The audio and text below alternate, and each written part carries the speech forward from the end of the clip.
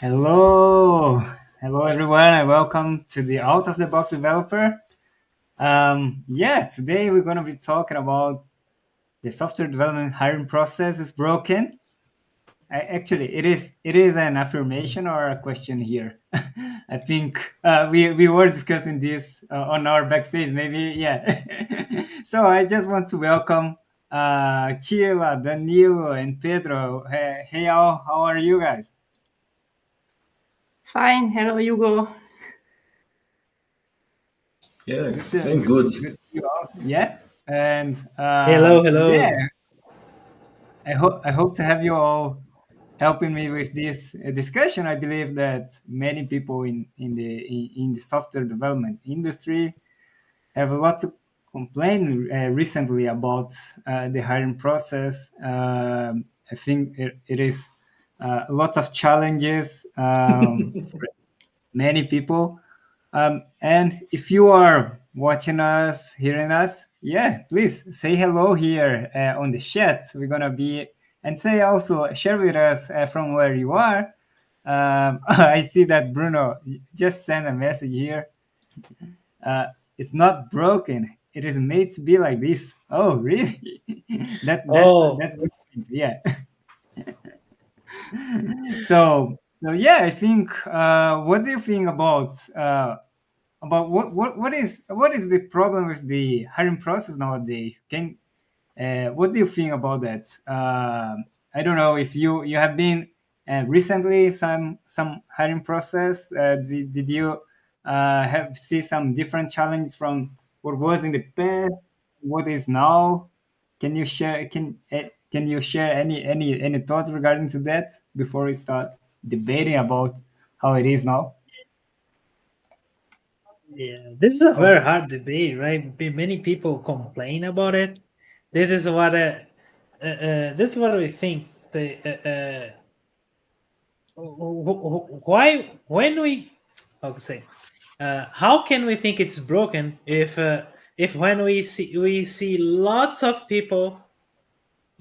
candidates trying to get one one just one vacancy, one opportunity, and opportunity. we have lots of open opportunities that have no people that they say, oh, we can't find people someone to get this opportunity here. When we get this kind of situation, you say, oh, something's really wrong, right? How can it be? So yeah, I think it's something interesting to discuss. I see that Douglas just joined us too. Hey Douglas, how are you, man? Doing great, y'all. How are y'all doing? Am I coming through clearly? Yeah. Yes. Yes. Okay. Just want to be sure. Yes. Everybody's tired today, right? I Well, don't know if it's the Monday. Monday is hard to say. it's a Everybody looks it, tired. it's a Monday. Well, let's see. Can I do anything to brighten myself up? Hold on a sec. I don't know. Okay. No, I don't have anything. I think it's my camera. It just looks really dark. So, uh, No problem. But And, that's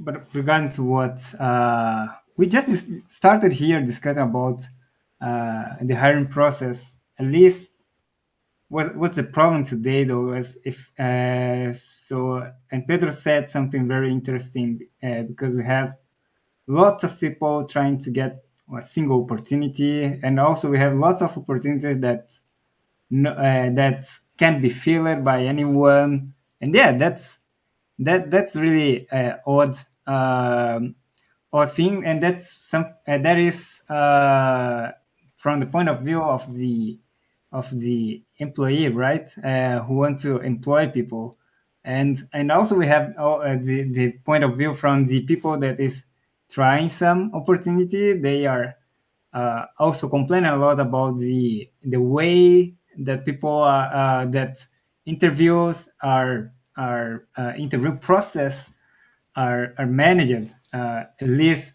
the questions that they bring, they are lots of things that people feels it is not actually.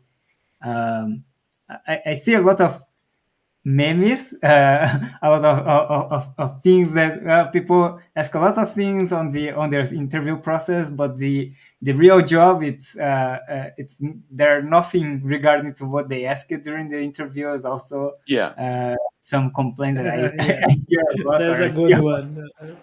That's a Yeah, good one. yeah, Did you say that Godzilla and Gorilla and Yeah, this one. Kong fighting and then they are two dinosaurs fighting the real job? Yeah, that's a really common image I see during in the internet. And if the audience have any interesting situation regarding to some interview process that you went into and you want to share here, I think it's a great also to have an idea.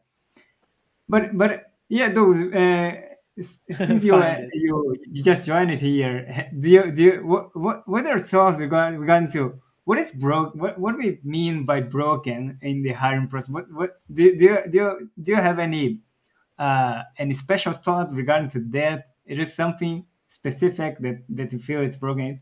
In general, it's broken. What do you have in mind here?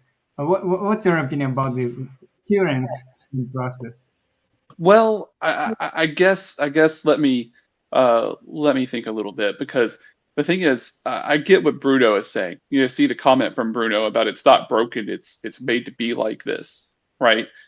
And unfortunately, to a certain extent, I have to kind of agree with that. But I think that we can, I think it could be better. The problem is, um, who said that there was a bunch of people applying to one position, right? That was the thing that the key that we have to look at. Um, okay, let me rewind for a second. I think I'm starting to catch up here. Okay, basically the way that I feel is that a lot of times we could just have a conversation with a candidate, right? And we could piece together what they've been able to do. you know, Usually people who work in tech are very happy to talk about stuff that they've done. And just from that conversation, if you know how to listen actively, right? And not try to put your side of what you're thinking about what they're saying into it, you can get a whole lot out of them just by listening. And so, with the way that interviews are now, where a lot of them have a take home test, they're going to test you on things that you'll never, ever, ever use on the job.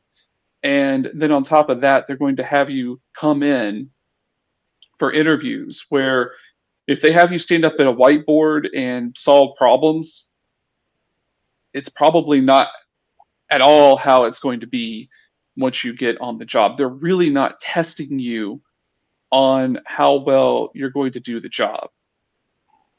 And so I guess that's kind of where I kind of stand on this issue, is that, to me, just have a talk with them, see what they can do, right? See what they talk about, and even press them a little bit, right? I'm not saying just have like a jolly, everyone laughs about war stories that they've been throughout their career.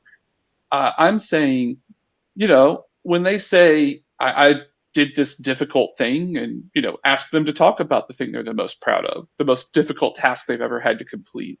And when they talk about it, push them a little bit. What made you decide to go down that path at that point, and see what they come back with. And I guess if you want to experiment with, will they get defensive very quickly, you can throw a couple of things in there. It's just communication at that point. But here's the problem, and this is, I think, the thing that Bruno's pointing out, is that takes a lot of time, right?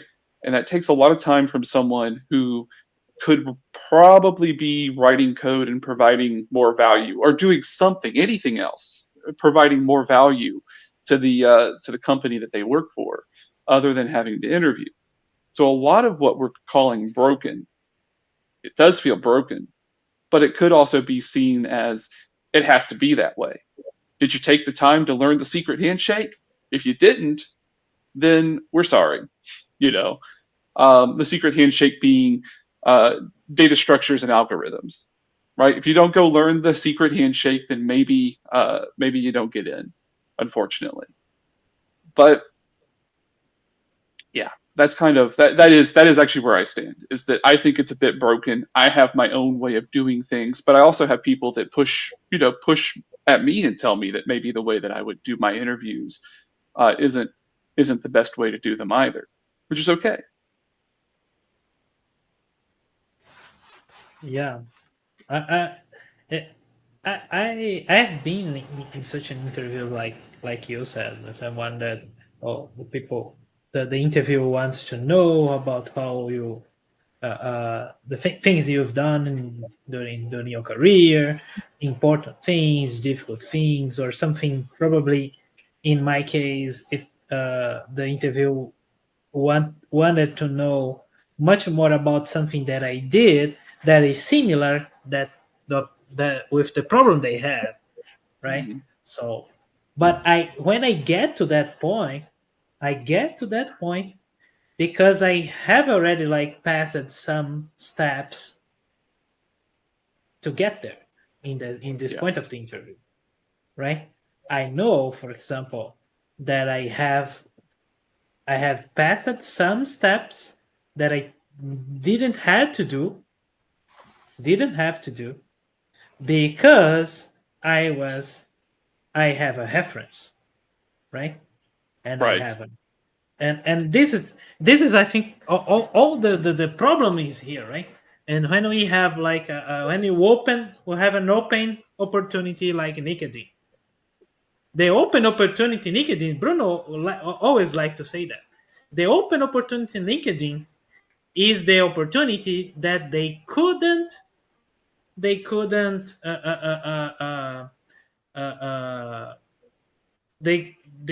how can I say, when people get the job, They couldn't find someone to fill that. yeah, they couldn't find someone to fill that with inside information, with inside Yeah. reference, with internal conversations, with their own communities and whatever, right? Because the whole idea is a trust, right? I don't trust you, I don't know you. If someone know you, it's much easier, right? And Yeah. then we can have this kind of conversation like in the beginning. But if it's not, and then you open the job to the jungle, man. And then when when we open in LinkedIn, we have that opportunity to have thousands applications, like 2,000 applications. It's impossible to do this kind of interview when you get in this mode, Yeah. right? Yeah.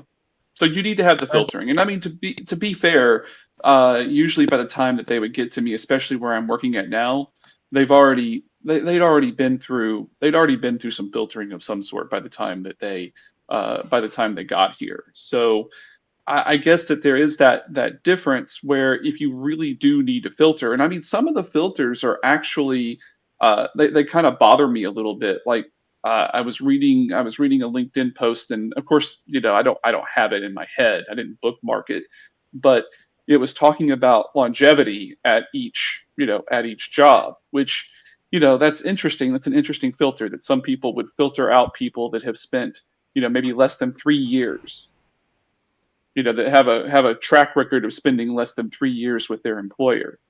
And I guess that my only response to that is that I'm sorry, but every time I've gone to a new job, it's meant like 3 or 4 years, maybe even 5 years worth of raises by making a switch. Why would I stay at one company for any more than maybe a couple of years if they're not gonna keep up that way?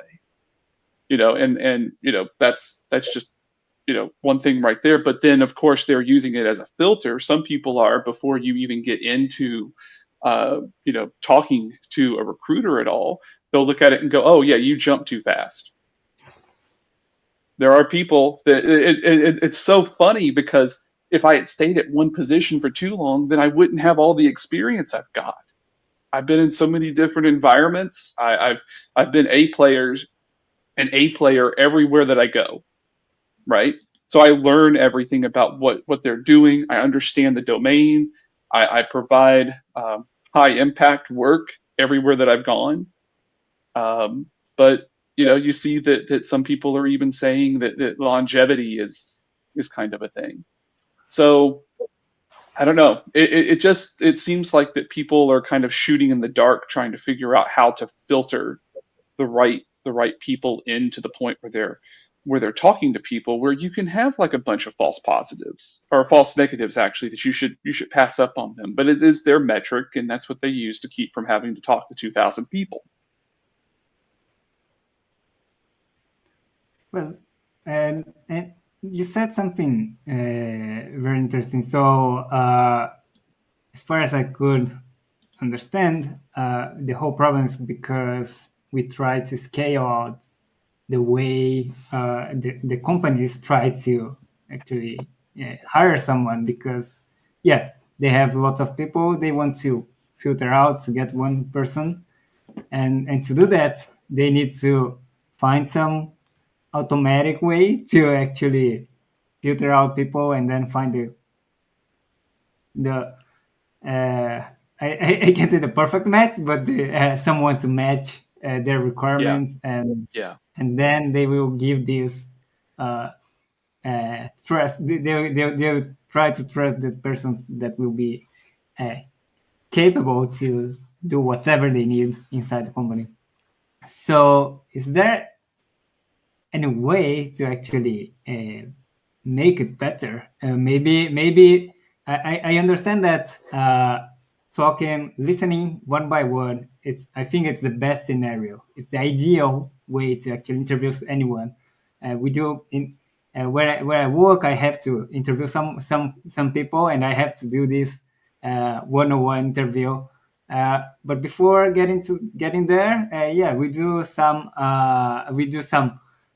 filtering, a very basic filtering. Oh, this the person is looking for something like that, and then we do go to talk one-on-one to have this to make it possible. I don't know if there is with all these AI things that we have been looking for these days. There's some way that we can scale out, or companies can scale their hiring process at the same time without losing so much quality on this process. Do you see any way to make that possible? Well, remember that the AI side of things is only as good as the people that are giving it the rules, right? So, AI is basically going to have all the biases that the person who is trying to create the solution has. So if you tell the AI to not, people who jump jobs every 2 to 3 years, don't look at them, then it won't. It'll write them off the same way. Now, if someone's a little bit more, when they're writing that kind of solution, that they're thinking a little bit more out of the box, you could say, I tend to prefer to not look at these people, but if you think, AI, that there's a reason I should look at this person in particular because some other qualities are matching something that all the other people are not, then raise it to my attention. But then you really do have to have someone who's thinking very far ahead. They're playing chess, and they're thinking like the entire game out before they ever make a move. That kind of quality of thinking when they're putting together an AI solution like that. But I'm saying that the AI solutions, I think, are going to have the same rules built into them. It just won't be a human. It'll instantly look at 2,000 applicants and just give you top 5. Yeah. That would be the straightforward way, right? It's still gonna have all that weird stuff in there. Hey, don't look at people that change jobs in this period of time, and maybe look at maybe what, maybe the AI could sniff test the people looking for 25 years of React, that kind of Okay. thing, or 10 years of fast API experience. It can sniff test that and come back and say, hey, that job description doesn't actually exist. That you can't do this. That requirement doesn't work. We won't post that.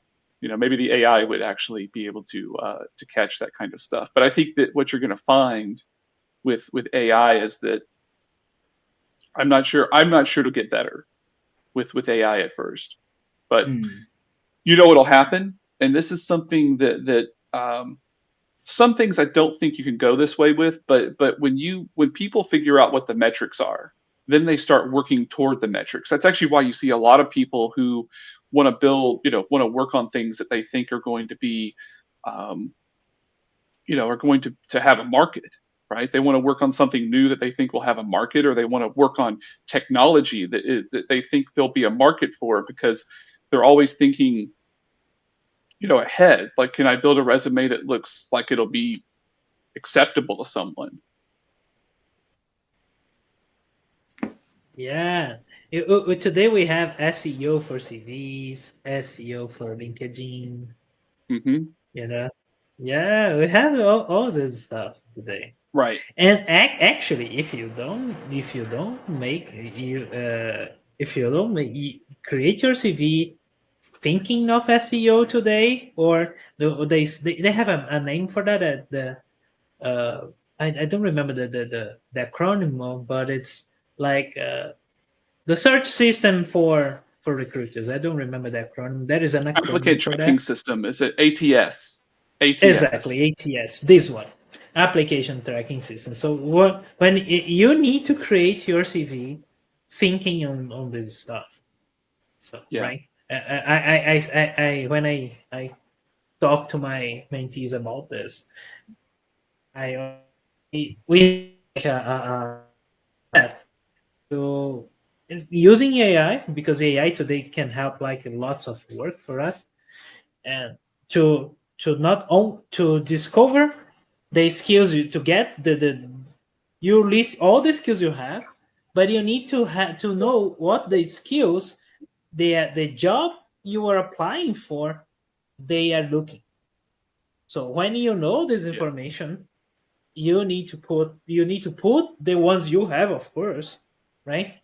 And you need to put in a way that you can be filtering, not filtered out, right? You need to be filtering, because you put the correct skills for the job, the applications you're applying. This is us gaining the system, right?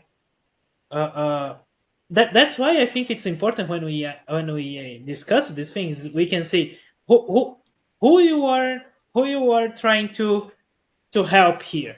We are trying to help the recruiter. We are trying to help the hiring manager, the guy who wants to hire someone. We are trying to help the candidate. These are three completely different stakeholders to this process. Yeah.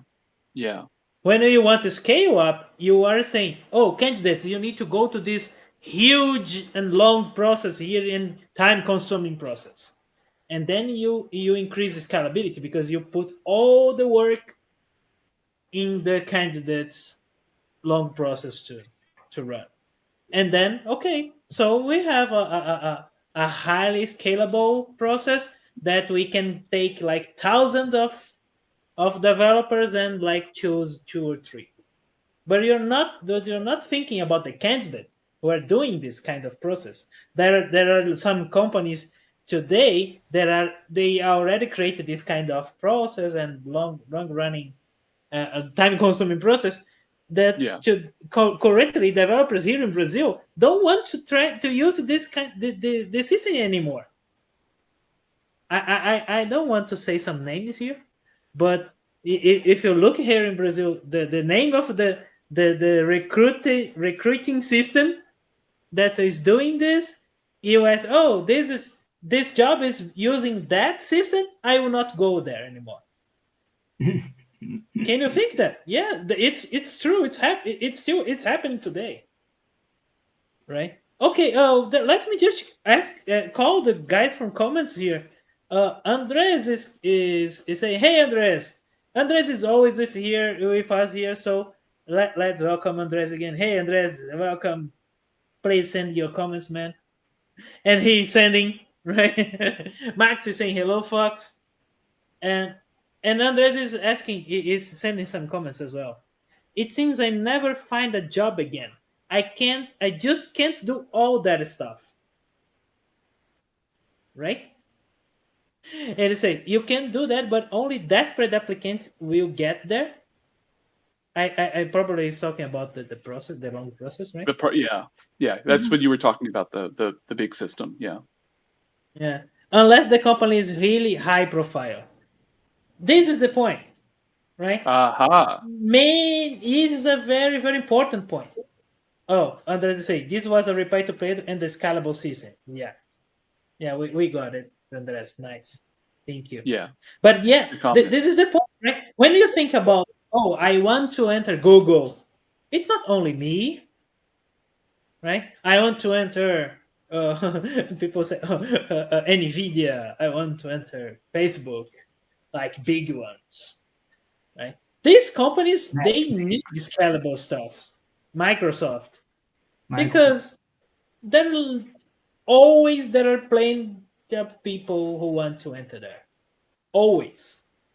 For each one of the opportunities they open. That they need that. But we're not talking about, we are not always talking about the big ones, right? Right. I mean, even the smaller companies now, because the systems are so, basically they have automated what a lot of these recruiters will do. They basically automated the system, right? So we were talking about it, that you've got some systems now that use AI to look at people's profiles and look at their resume to see how much of a match they are. They're already filtering out, so they could do this at scale, even to see maybe who they'd want to potentially do cold outreach to. Talking about like trying to do a bit of cold outreach to a to a recruit, not to a recruiter, but to an actual candidate that they didn't even know that they, I don't even want a job, right? That's what recruiters get a lot of flack for that. But I think that the thing is, I guess that this conversation is going in an interesting direction, because the way that we're talking about things might be broken is that they're broken because of scale, right? There's just so many people looking right now that you have to have quick ways of filtering people out. You do the take-home test to filter people out. One, that either won't take the take-home test, or two, that bomb it, so they don't get through to the next stage. All of these tactics are actually in place to keep people from potentially getting through. And my only argument is that when you're using these kind of tactics to try to keep people from getting through, who are the ones that get through? Are you always, like, you put them through that test, you put them through DSA, you're not having any real conversations with them. You might have some at the tail end, but are you really getting top end people that always can write code every time you go through this process?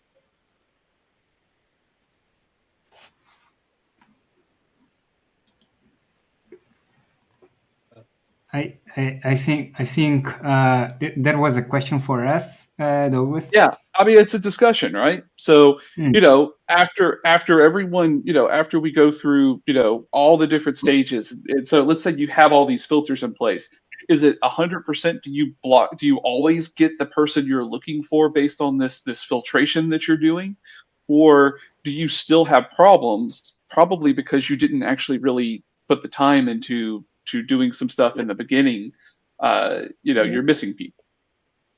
Yeah, but as I said in the beginning, we have a bunch of bunch of job opportunities that are not no people get the job, and we have a bunch of people trying to get opportunities, and we see this too. This too is happening. If these two are not matching, something's wrong, right? That was we say.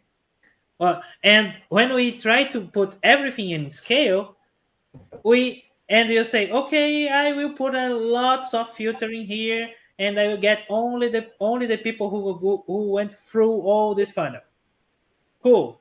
And then we Yeah. get like 2 or 3, and then you interview them, and you say, oh, I didn't like this guy, didn't like this guy, didn't like this guy, and you say, oh no, there is no good professionals No out one's there. applying. No one's applying. We can't get anybody. Yeah, I can't get anybody. I can't find anybody. They're not out there. You know, Yeah. that's what happened. And then you can say that, and then you can, this guy can say, oh, I tried, I used the most important, the most known recruit process out there.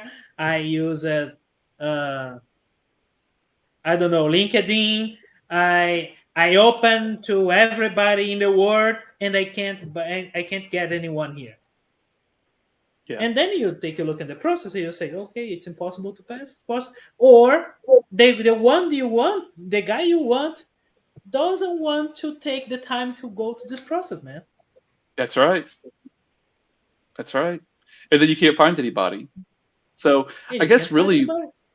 yeah, I guess really the best advice out there that I can give on this whole thing, like how do you get around it? Like how do you get around this process? And we've touched on it already, which we know the process is trying to filter people out. We know that there's too many people for certain jobs that are applying. And I think it really goes for anything that you see on LinkedIn, right? So any job on LinkedIn is going to get a ton of people applying. They don't even qualify. You've got to filter them out. You know, you say you need 10 years of experience and someone out of college is applying, right? It's just not that does have to get filtered. You don't want to interview the intern, for the position that you really do need 10 years of experience in software development. So I mean, I do get that to a certain extent, but I guess the thing that kind of really stings a little bit, and I understand the filtering part, is that there have been a lot of jobs, right? There've been jobs I've applied to where I know I would be qualified to do it, and not even applied, even interviewed. I got into the interview, and the interview tanked. Although I've gotten to a point now where I've said that stung. It did then.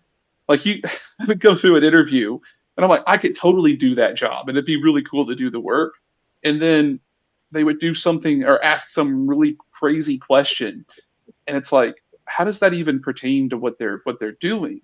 But they just made a judgment on me that the rest of my experience makes no difference because of this one question in particular. And that's the thing that where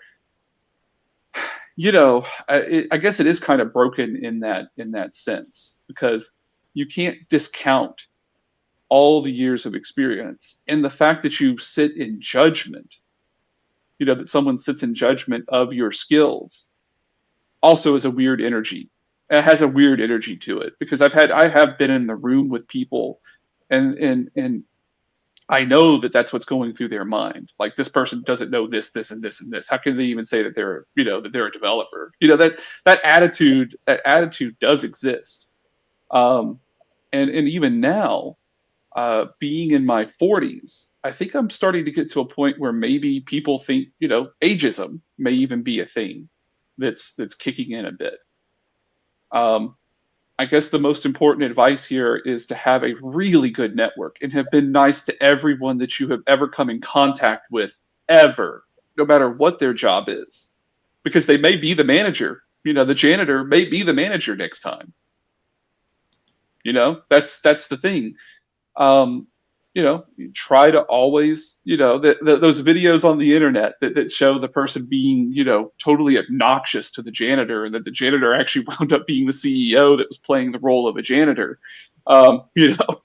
It absolutely is something that can happen to you. I don't know if it's going to be that drastic, but I think that there is a thing to that, and I've spent a very long time in my career when people have asked for help, I've helped them. I try to figure out what's going on with something, I've helped them, and I've done it, and I've been happy to do so. So there nowadays, usually when my best opportunities come around, it's not because I was looking through LinkedIn or put a profile up on hired.com, not a sponsor. And it's come through referral. It's come through my network where someone has said, hey, they call me up, hey Douglas, I've got this really big problem and I don't know anyone. I trust you to help me solve it, and would you come help me? Those are the calls that you want to get.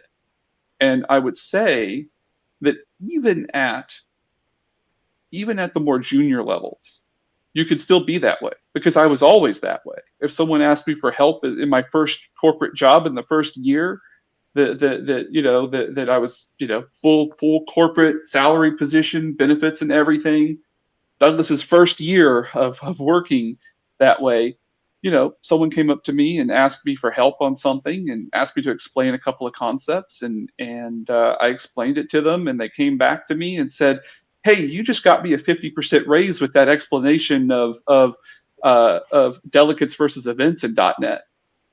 And I'm like, cool. I just realized I was way underpaid at a year in, because they were getting their first developer job making 50% more than I was actually. And but that was, that person still talks to me, still reaches out to me at different times. So you can make an impact, grow your network, and then people will think of you at random times. Yeah. Well, let me get back to the comments again. Yeah. Andres says people won't go process at all. Well, it depends on the company. If they only go if they really want that, right? Yeah. But if not, if they already have a good job, man, and it's not the job of the dreams, they won't go. I am underemployed, and I just can't stand those funnels. It happens. It may be a good opportunity. It may be a better opportunity than you have today. But if you need to go all through this, sometimes people don't go. The comfort zone is some place that we only go if we have like sure, or if we are too very motivated to go out of the comfort zone, right? And sometimes you say underemployed. Of course, you can say, sometimes you can say, oh, I could try higher roles. I think I can handle higher roles. For example, I'm working. My current work is a work of a higher role, but I'm in my in my title is like a lower role. But and again, you need to be motivated to pass this, and sometimes is, of course, trying these funnels. Of course, this one it one way, and then we have what Bruno is saying. Bruno says something very very important here. Oh, Bruno say hiring is about trust. That's why the network is so important. And it completed. Even as a trainee, the best trainee jobs are indications from professors. Hugo has a good story about it. Go, Hugo, please. Okay, since he mentioned my name here, and yeah, I think Bruno is referring to to the way I got employed. And yeah, when I talk with, I share with Bruno this story, and I believe that is really important to people. It was one thing actually that I would like to add here in the discussion, because I believe that the way that we do see hiring process and the way that we do position in hiring process, it will be very different depending on on your level of experience. If you're a junior level of experience, you have to look in at some points at some actions. If you are more experienced people, it might change a lot the way you have to prepare yourself, behave, and also look after. And yeah, in my case, when I was still a student in the university, I helped a lot my professors with projects by delivering, creating some product together. Also, I have no problem with the classes too. I demonstrated some domains with the things that I done. So I think that was very important. And I made out that without knowing about this hiring process at all.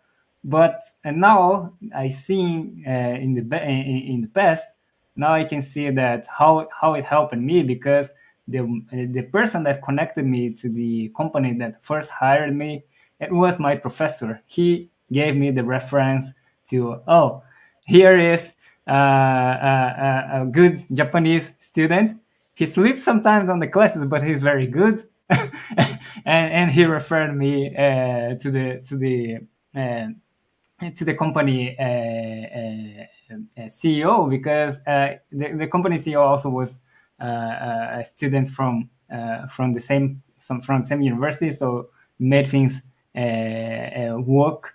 And yeah, I think he would never, I would never connect to this person without my professor getting this making this connection for me. So what one way that is for, especially for people that thinks that during, if you are it's your first job, you don't have any connection that can actually give you some, bring some reputation for you.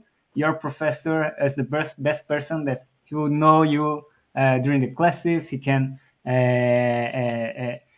see how you actually are capable to solve problems.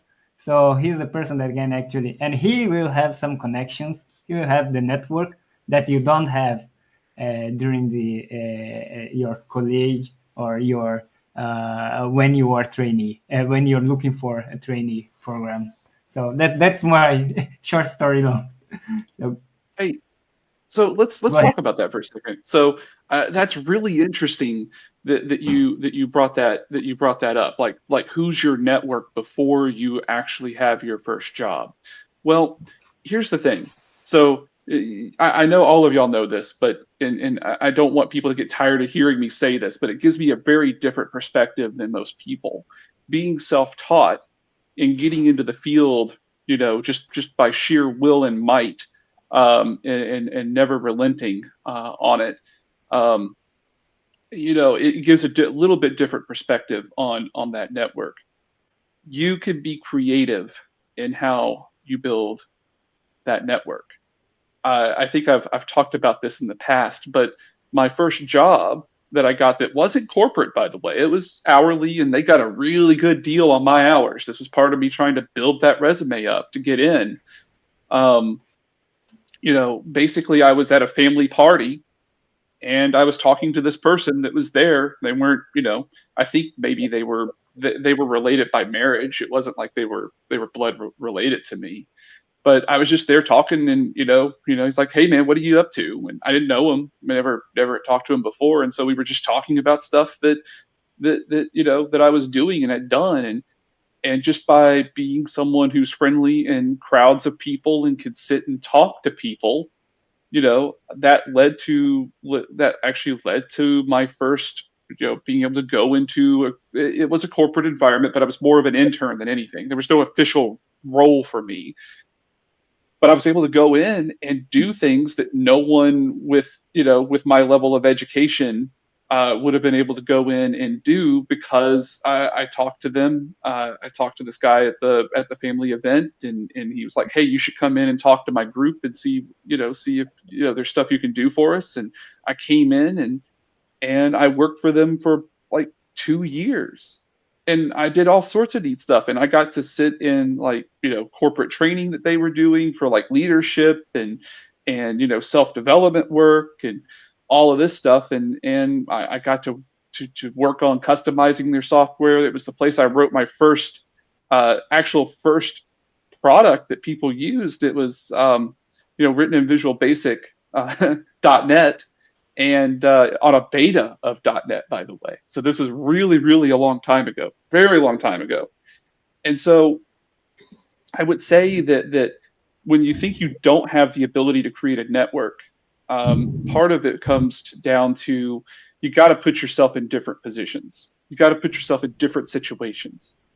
I think that we've maybe talked about this, but I don't know if I've said this on the podcast itself, but luck, I heard this from somewhere and I don't remember exactly where, but it probably is something that floats around the internet. But luck is like a bus, right? It's always coming up. It's always pulling up. But you have to be prepared to jump on it and go when it pulls up. Good news is it's always pulling up. And the way that you get opportunities to train or be ready for it is to put yourself in different places. I don't know if we have the time, but I won't go through how I got my first corporate gig, but that is, well, maybe I should go through that story, because I think that's kind of important from Hugo, talking about doing everything possible for for the professor and getting the recommendation for the professor. Mine's actually similar, but kind of cool because it's a different path. So let's talk about that for a second too. Y'all want to do that? Yeah. Go ahead. All right. So basically, we just talked about how I got my first position where I was being paid hourly, and it wasn't great. I was getting 20 hours a week, making $12 an hour, and they were getting a network run for them. I put a domain-based network together on Windows 2000. Running across their network, and I customized in their software and wrote software for them. Well, that was the first one, right? But then let's fast forward a little bit. Let's fast forward maybe about 3 years or so, maybe 4 years. But I'm sitting here going, I'm not getting anywhere beyond this. I'm still working. I'm piecemealing a resume together, but I'm not getting in front of anybody. I would call the recruiter up and they'd say, that sounds great, Douglas. You manage databases and stuff. Like, how big of a database did you manage? And I'm like, it's 25 megabytes. And then they hear them laughing, and they're like, oh, we'll let you know if anything comes up that you fit for. And then they'd hang the phone up, right? So I'd never hear from them. Well, I get down to this point where I'm like sitting in the depths of despair and questioning whether or not I should, am I just doing the wrong thing? Like, I don't think I'm ever going to get through. And somehow it occurred to me that I have to change things up. I can't keep doing the same thing over and over again. And I had not even gotten into like self-development books and stuff like that. Just something said it has to change. And so what I did is I went and signed up for this program that was supposed to give me a Visual Basic .NET WinForms certification after a 5-day course. $5,000 US in early $2,000, so like 2001 in that time frame, for 5 days. People complained about $13,000 for a 12-week boot camp, and but no, that was nothing. That's nothing compared to $5,000 for 5 days in dollars from the early 2000s. Okay, so my grandmother's like, you got scammed. It didn't, that's not going to do anything for you. I got a loan, and she was just so upset with me. But I get in there. I got 5 days to figure this out. and I just talk to everyone because I'm around enterprise software developers who are learning Visual Basic.net. I'm like, there's got to be something I'm going to figure out here.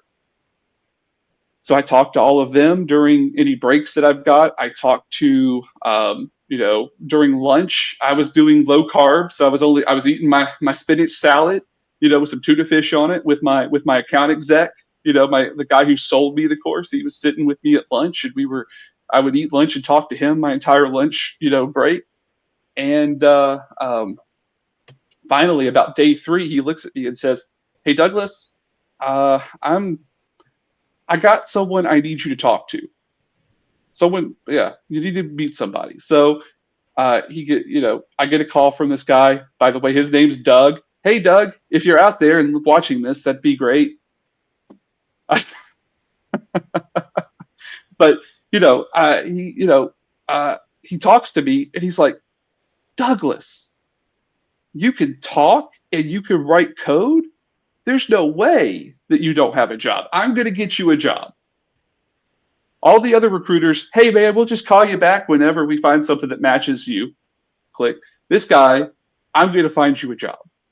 Now, it's not a happy ending the next day. I don't get up and suddenly have a corporate position the next day.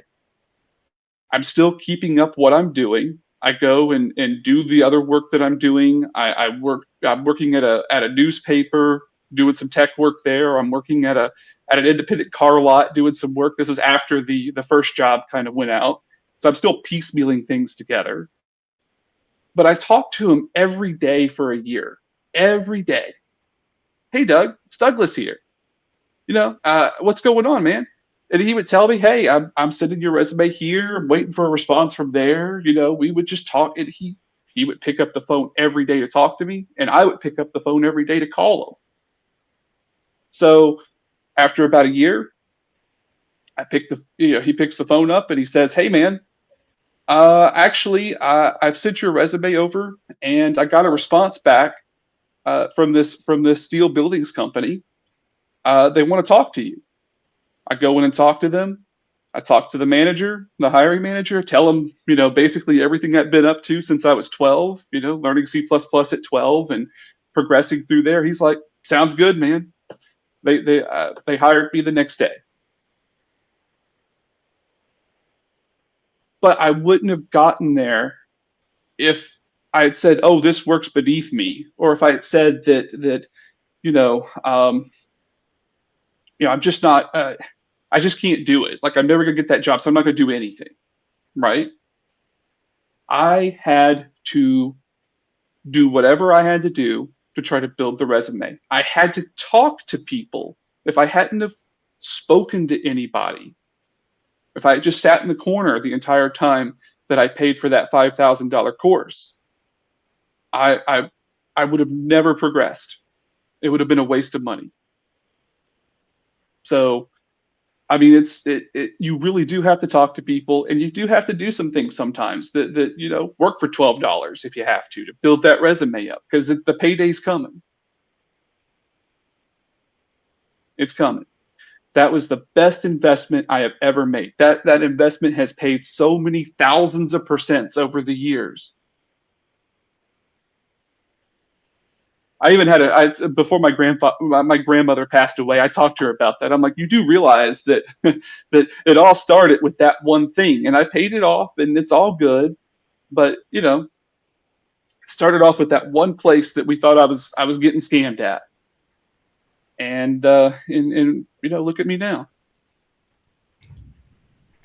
But that's really that's an interesting point, I think. Actually, of course, you had the course, but you didn't let the course do something for you. You have to go after things by yourself.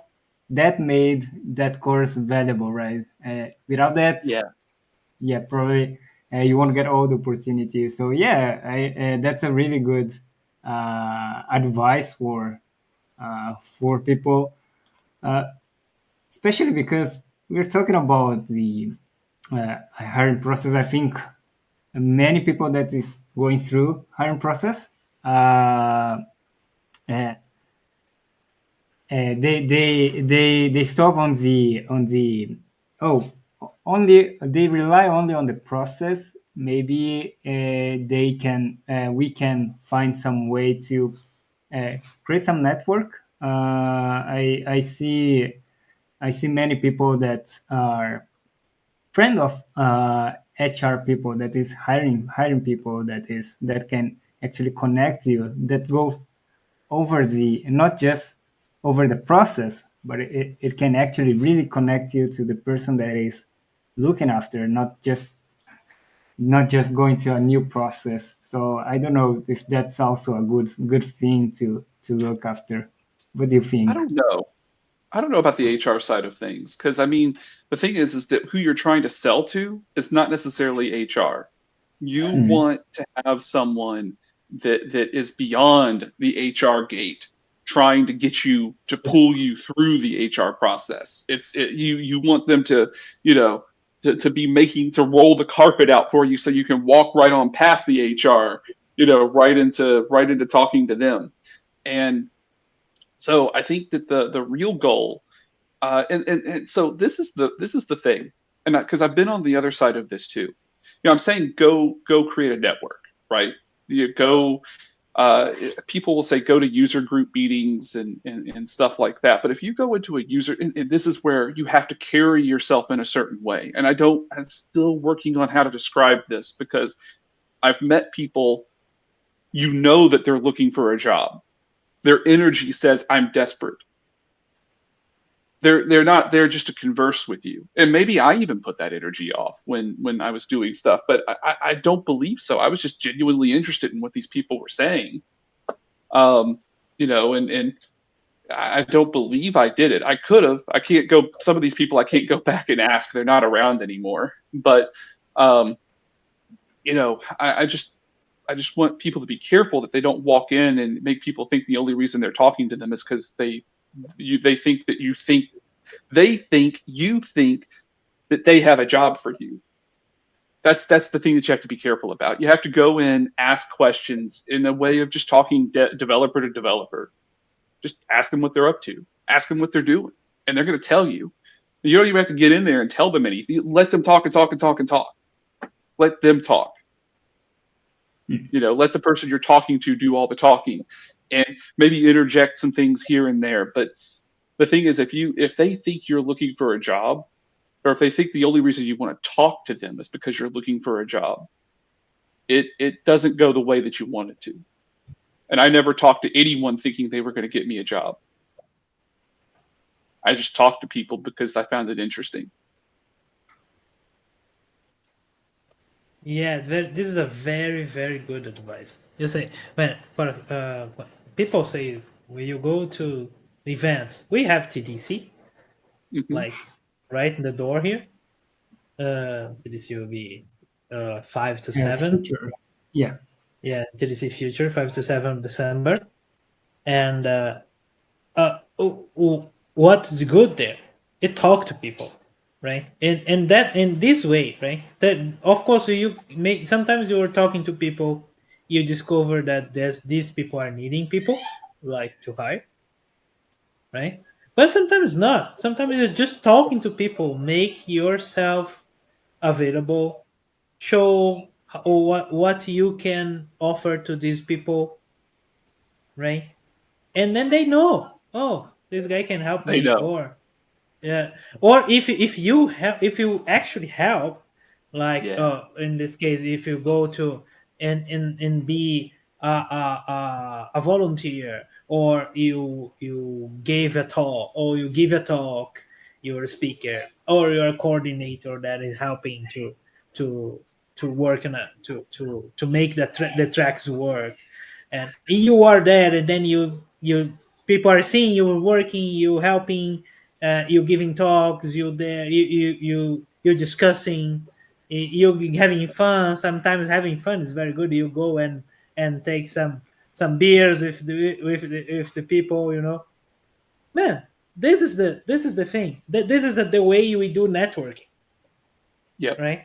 We know people, and then eventually when they need someone to say, oh, I remember oh, Pedro, I talked to Pedro in a word, and looks like he's a good match for this thing. And then Yeah. we get access to the jobs that Bruno's always like to say to us, that the jobs that are open in LinkedIn, there are the jobs that is like 10% of the job, 20% of the jobs, because the 80% of the openings are already filled with people that get referred to them, right? Because hiring is about trust, and then someone they trust refer someone they trust, and they go there. And people here in Brazil likes to use the word KY, like KE, here in Brazil, who refers, right? Quem indica in Portuguese. But we this is they say these words with some kind of sarcasm, because many people doesn't feel like doing network is a good thing. They feel like cheating, you know. Hmm. And it's It's not. no. Networking is just the way we humans do the jobs, right? We're We know social each other, creatures. we talk to each other, we are social Yeah, creatures. That's the point. that's right. That's right. We are. We are. Even when you don't think you are, you still kind of are. It's just you haven't. Because I used to be, you know, it, there's been a lot of growth from me over the years. But I mean, even I always wanted to talk to people, right? It's just sometimes maybe it was a little bit awkward, you know. But you gotta grow up. Like you grow through the years and go make some mistakes and say the wrong things and have people around to help support you when you do say the wrong things and you get in trouble a little bit, right? But the thing is that it really does come down to the network that you have put together. And I, like I said, this, you want to hear something really cool? It doesn't just work in software development. So I went to an event about a week ago, uh, you know, and you sit down next to people, and these were all business owners that were in different stages. Some already, were making lots of money, and some were just trying to figure out how to get started. And you sit and talk to them. I mean, hey, I'm Douglas, and then they say, hey, I'm so and so, and then, you know, what is your goal for, what are you trying to get out of coming to the event, that we're at? And you talk about that, you really get to know a lot about why someone's there. It's just you change your questions, right? Say, what are you working on? What kind of stuff are you working on? You know, and I actually learned something from that. It may be better at any event to go, hey, what's your goal from, what are you trying to get out of this event? You know, and ask it in a nice way, of course. But, in essence, what you're trying to say is that hey, we're going to talk about this and this today. What do what do you expect to get out of it? What's your goal? And give you a chance to have a way to talk to them about what they're trying to accomplish by being at the event. And of course, you're going to run into some people who just outright say, I'm trying to find work, and I'm trying to network to find work. And that's okay. Like, if they say that, that's actually fine. They were being honest with you, and that's what they're doing. And you could even sit there and have a chat about that a little bit, exchange LinkedIn information and stuff like that.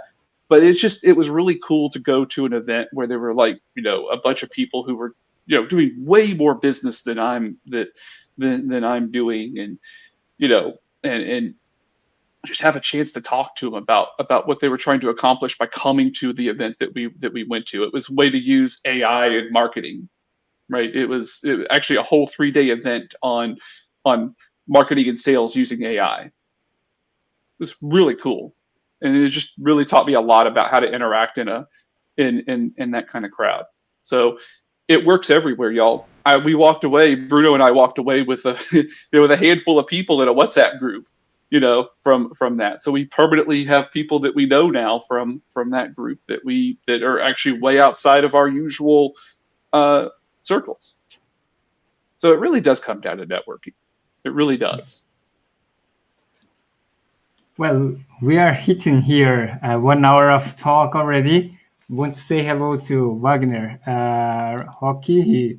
he sent here a message. Hey, good evening, Wagner. And yeah, I think it's a good idea to actually wrap up some ideas. Can you can can we actually have summarize those tips for people that is uh, in the hiring process or trying to enter into the hiring process? Some important tips that we got here today.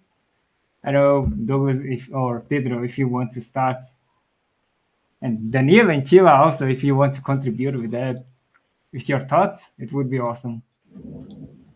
I put Douglas in the stage here. Hello, I was expecting to go first, but I guess I can. So in reality, what we talked about is that if you're trying to do what I guess in sales or in marketing, what they would call cold outreach, talk to companies that never have heard of you and no one in the company knows you and all of this stuff, that the hiring process is going to feel very broken because they're getting so, possibly a lot of people coming in through all the different channels that are open. They're going to try to filter out as many people as quickly as possible, and they think that the filters that they've got are only going to allow the people that are going to be better through, and we know that that's not always the fact, right? That was one thing that we talked about. But then it transitioned into kind of, well, if that's the case, what's the, hiring is about trust. And then we transitioned over to talking about the idea of, well, then you need to get to know people.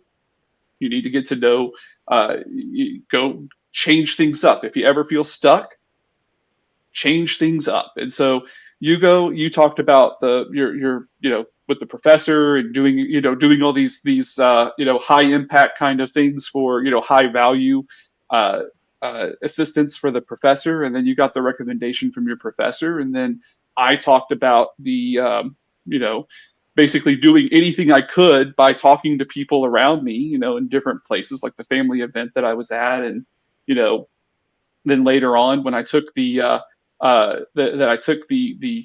course that was, people thought I was crazy for putting that kind of money out for taking it because only companies paid for that kind of money for people to go in.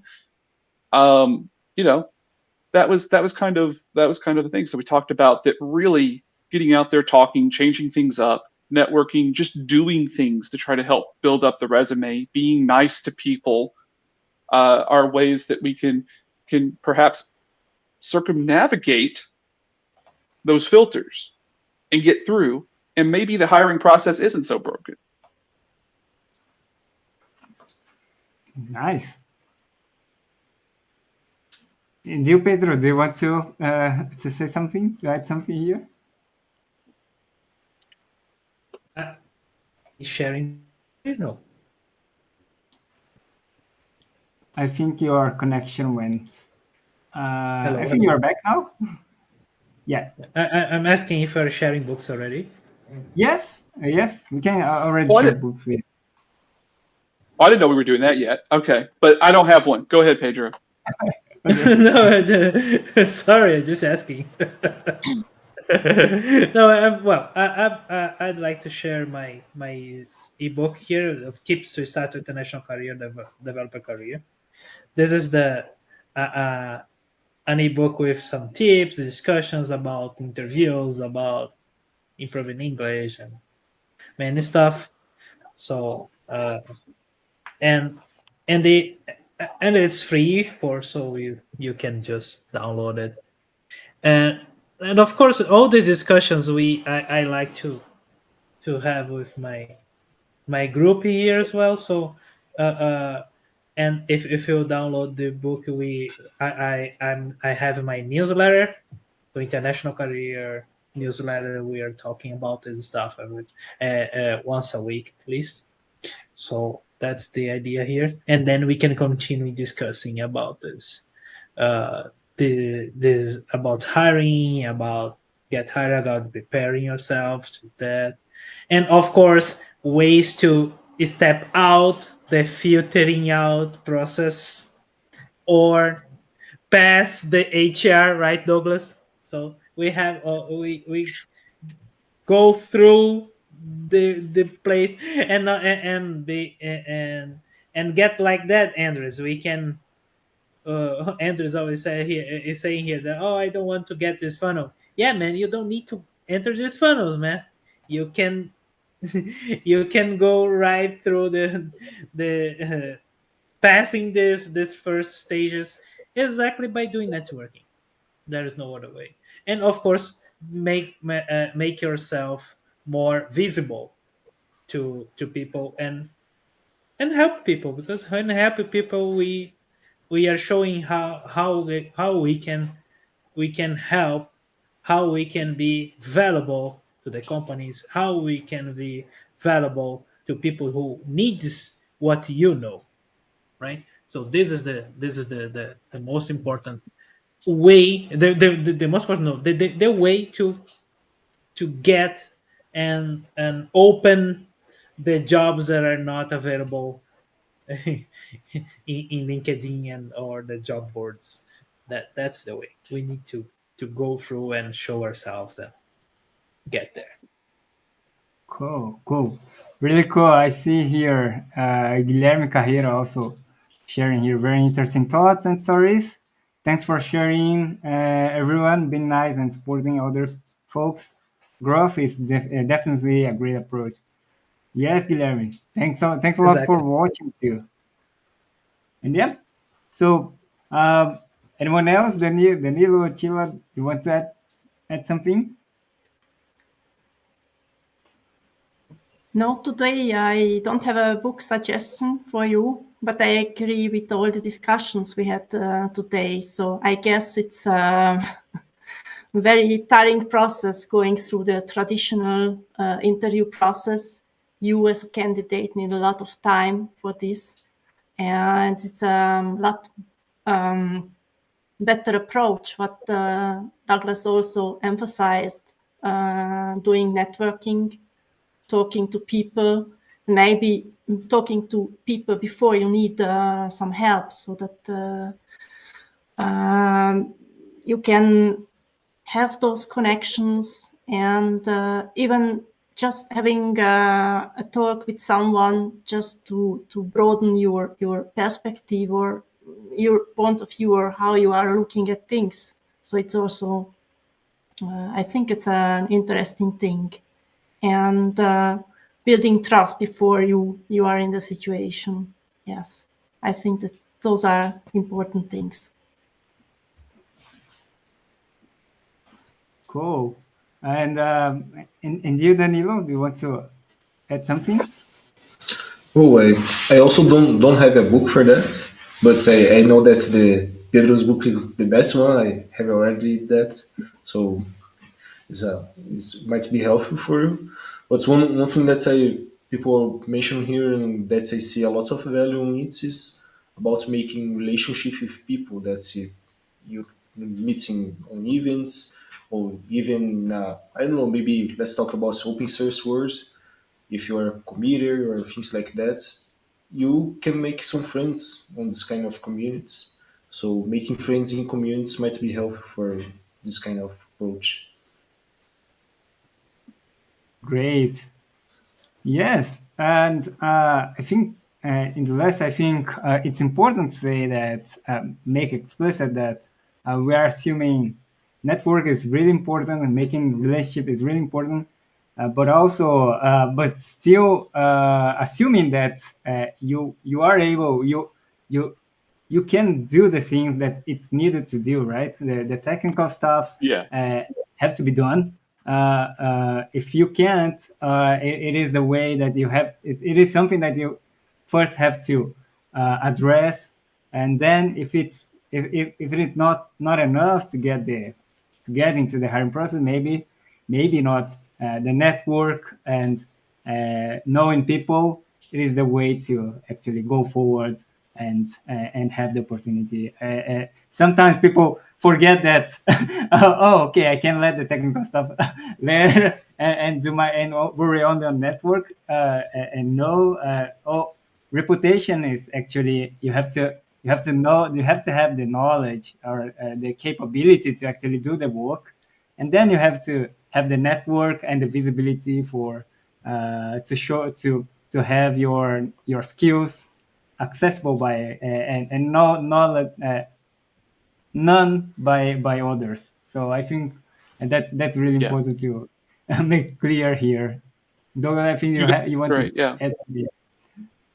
Well, no, you go. I was just going to say that is actually a really good point. We probably should talk about in our next episode, maybe even around, how do you what we call sharpen the saw, in the software development field, what maybe even talk about, purposeful practice and, what is the best way to spend your time? Is it really on leak code?